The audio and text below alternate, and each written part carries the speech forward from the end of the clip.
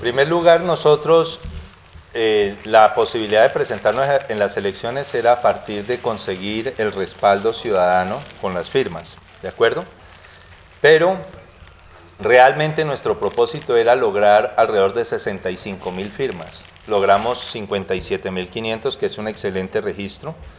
De esos 57.000, nosotros alcanzamos a anular más de 6.000 firmas. En el proceso de auditoría interna anulamos más de 6.000 firmas.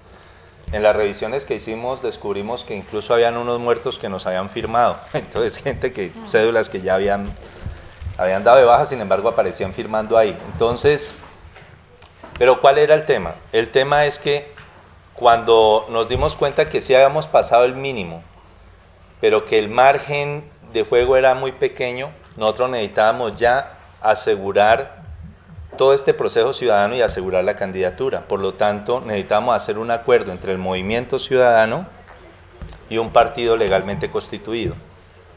Cuando la Colombia Humana la reforma de la UP es autorizada, que fue autorizada 3 días antes, fue autorizada este martes pasado, hace 8 días, fue autorizada apenas ahora. Cuando esa decisión toman, nuestra decisión era, necesitamos hacer el acuerdo de coalición entre el Movimiento Ciudadano y Colombia Humana UP.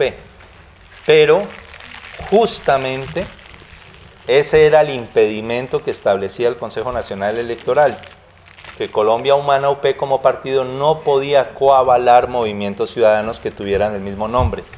Y esa excepción en todo el país solo era aplicable para Popayán.